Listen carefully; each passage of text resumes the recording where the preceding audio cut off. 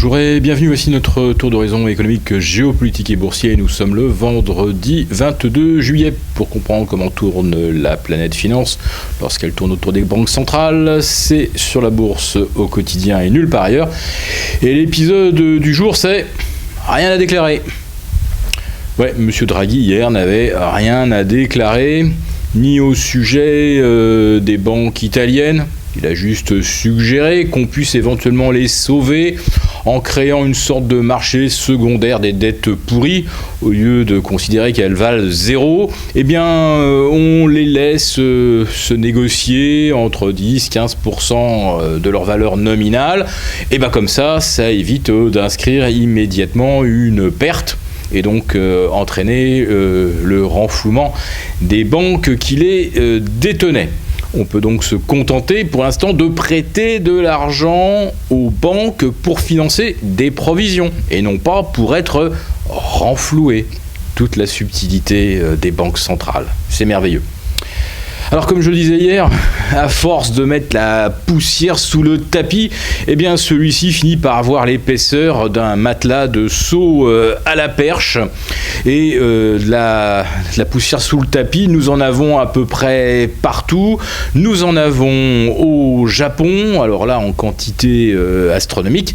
Mais voilà que M. Kuroda nous dit qu'il n'y aura pas d'hélicoptère monnaie. Ça ne se fera pas, ce n'est même pas possible. Pourtant les marchés, eux, ils ont bien cru que ce serait possible. Ils ont aussi cru que M. Draghi laisserait traîner quelques petits indices sur ses futures initiatives monétaires. Alors, il n'a rien dit en ce qui concerne un abaissement du taux des prises en pension, ou un abaissement des propres règles internes pour le rachat des actifs dans le cadre des quantitative easing.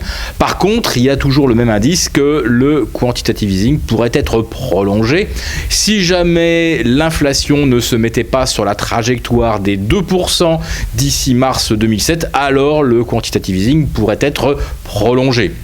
Autrement dit, la BCE continuerait de faire les prix et les mécanismes du marché seraient suspendus non plus pour encore 9 mois, mais pour 12 ou voire pourquoi pas 18 mois supplémentaires. En fait, les lois du marché ont été abolies par les banques centrales. Alors ça nous donne par exemple comme résultat cette semaine, une semaine pour rien sur les marchés d'actions. Le CAC 40 ce matin perd 0,5, mais non, ça va pas du tout. Hop, on le remonte à l'équilibre et du coup, la semaine boursière se solde par zéro. Rien, il ne s'est rien passé. D'ailleurs, quand on fait le cumul des volumes échangés depuis lundi, on est en vrai en dessous des 10 milliards d'euros négociés. On est même très en dessous des 10 milliards. 10 milliards, c'est ce qu'on avait échangé lors de la seule séance du 24 juin dernier. Alors, pourquoi pas de volume ? Pourquoi plus de tendance ? Tout simplement parce que les banques centrales faisant les prix, vous imaginez bien que ceux qui pourraient être tentés de vendre des marchés totalement surévalués, n'en font rien. Ils savent qu'ils ont en face d'eux la banque centrale et ce que j'appellerais le grand robot. Puisqu'en fait, tous les obligés, tous ceux qui coopèrent étroitement avec la Banque centrale ont exactement les mêmes programmes, les mêmes algos qui fonctionnent exactement au même moment. Alors, si on n'était pas dans la finance, on pourrait parler d'entente, de falsification, de manipulation du marché, mais comme c'est pour la bonne cause, évidemment, on considérera que ces actions de concert sont tout à fait légales. Donc, cette semaine, les marchés ne vont nulle part. Avantage, ça écrase la volatilité. Alors vous, épargnants, ça ne vous concerne pas, vous ne pouvez pas en vendre de la volatilité. Par contre, ça, c'est permis pour les institutionnels qui ont des couvertures illimitées. En fait, ça sert à ceux qui ont la licence de téléchargement du Pokémon Go. Je vous livre d'ailleurs cette réflexion d'un joueur hier qui circulait sur Twitter et qui est, à mon avis, en une douzaine de mots, le résumé le plus parfait de ce qu'est le marché aujourd'hui. Hier, j'ai téléchargé Pokémon Go pendant 24 heures. Toutes mes actions dans le monde réel ont été dictées par des causes virtuelles. On est là-dedans sur les marchés depuis maintenant presque 7 ans. Alors, la suspension des lois du marché, elle durera jusqu'au moment où les lois du marché décideront de se venger. Et on peut imaginer que leur vengeance sera terrible. Mais pour l'instant, les banques centrales ont la main, d'autant plus facilement qu'il n'y a pas de volume. On est en pleine période estivale.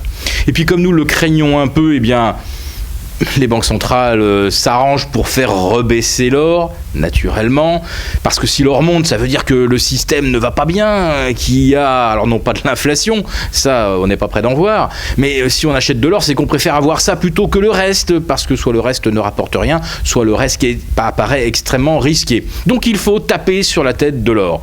De l'argent également, puisqu'aujourd'hui, eh bien, il repasse sous les 20 $. Alors, il y a un point où on pourrait éventuellement envisager de racheter de l'argent.